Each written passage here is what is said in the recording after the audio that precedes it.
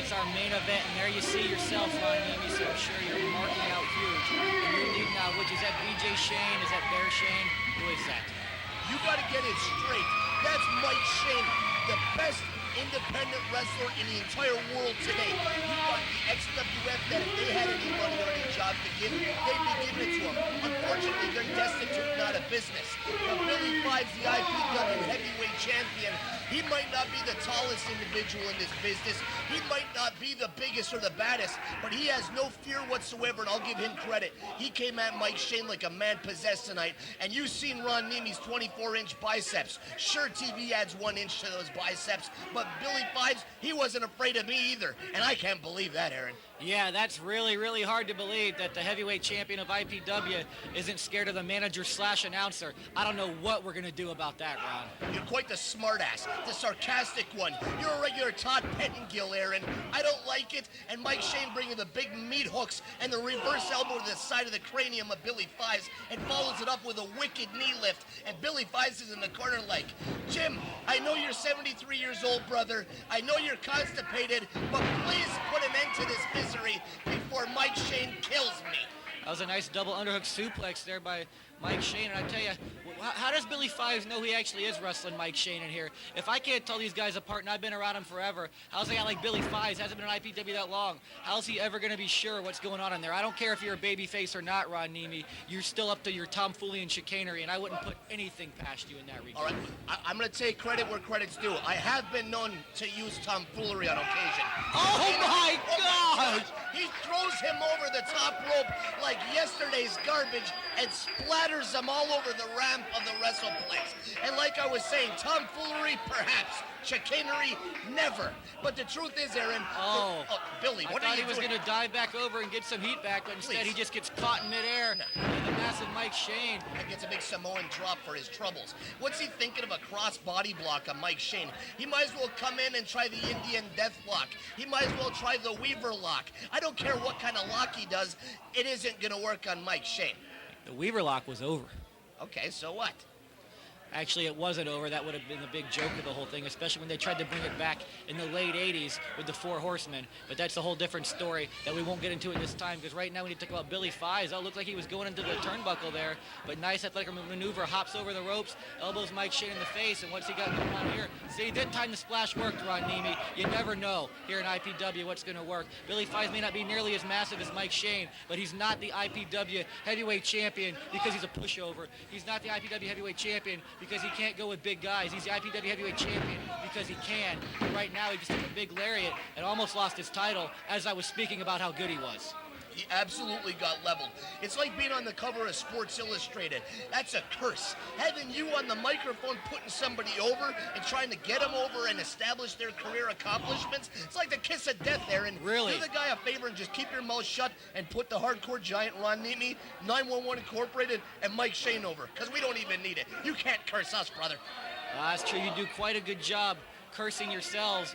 You let a guy like Mike Peskin come in here and run roughshod over you and IPW. It's Mike Peskin, for crying out loud. Come on. Oh, you're gonna act like Mike Peskin isn't somebody that's come in here and basically a huge leg whip by Billy Fives. Grabbing Mike Shane by the leg like that is basically like giving a leg whip to an oak tree. Look at the size of the things. You're wondering how Billy Fives can tell the difference between Mike or Todd Shane compared to yourself telling the difference? That's because he hasn't been sitting in the back hitting on a water bong all night and then coming out there and trying to understand what's going on. Maybe that's the reason, Aaron. Maybe. What? Exactly. All right, right now, Billy Fives with a leg lock of sorts on Mike Shane. It looks like, I tell you what, Ron Neimi, I have to give you credit. In the past, you would have been all over the place trying to get up there, break up that maneuver, do anything you can to give Mike Shane the advantage of this match. But I guess you want to just prove that Mike Shane can win this match on his own and bring that gold back into the fold of 911 Incorporated. 911 all back together again, but very unusually lacking in the gold department at this time. We're taking our time, we're paying our dues, we're doing everything. I might not like Devin, I might not like him at all, but the one thing that I've learned from this guy, I'm not going to take as many shortcuts as I used to. I'm not going to come out and play prototype 1980s babyface and come out here and pander the fans and kiss babies and shake hands. But the truth is, Mike and Todd Shane are two of the best individuals, and what the hell is Billy Fives doing taking a page out of the Jerry Lawler, Tommy Rich, Austin Idol feud of days gone by? I tell you what, if anybody crawls out from under the ring and somebody loses their hair, I'm going home. It reminds me of the time when I was sitting at home and I was watching TV and Jimmy Valiant is sitting there with his own buddy and they're drinking a bottle of Thunderbird outside a liquor store, and all of a sudden this masked individual, Lasertron, comes in and he tells him that he's come from the future. He says, Jimmy Valiant... All right, yeah, we know, Ron, and then the new breed came in, yada, yada, yada. But right now, we got a big IPW title match going on. With your guy in the match, you'd think you'd want to be putting this over instead of reminiscing about hanging out at the liquor store with Jimmy Valiant. Mike Shane is a huge Lasertron fan, and he asked me personally to put over the Lasertron story. I thought that was Arachnaman. No, that was Lasertron. Oh, no wonder I was Billy confused. Fives is using his head. You got a 310-pound, 6'3" monster in the ring.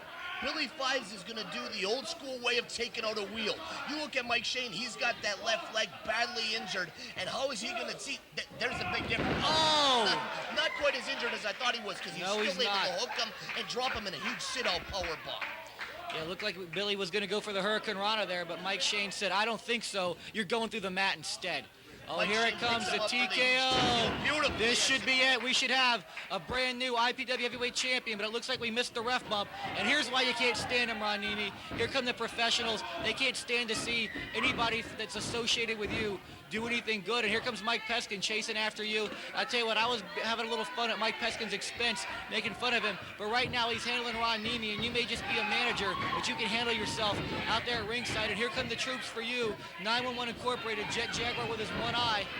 Oh, look at this. Oh, and Todd Shane takes a huge maneuver there by Rod Steele. And what's this, Ron Neimi? That was Todd Shane that just took the huge sky Yes, it was, and this is what I've been telling you about. 2, 3. I told you. Look at that. The referee can't tell the difference either. I told you that looking alike is going to come back to bite you guys in the ass one day, and it just happened right there. I don't like it any more than you do, considering it happened from the professionals and Billy Fives. This is exactly the kind of thing that I've been talking about. As you're laying there at ringside, you don't even know what happened. I'm laying out at ringside, got my ass handed me by Mr. Peskin, I unfortunately have to admit. And Todd Shane, who wasn't even in this match, he ends up taking the pin. What the hell is Jim Bride doing? I know he was knocked senseless in the corner. I know he don't know what the hell's going on half of the time, but there's an obvious difference between Todd and Mike Shane and the one-eyed monster, Jet Jaguar. Okay, well, Jet Jaguar, Mike Sullivan, the Shane brothers, all back together again as 911 Incorporated. And when you're not passed out on the side of the ring, you're leading them, Ron Neimi. We got about 10 seconds. What do you got to say? 911 Incorporated and the professionals, this is just the beginning of this feud. All right, fans, be sure to join us next week. Be sure to catch all our shows in May. We'll be back next week.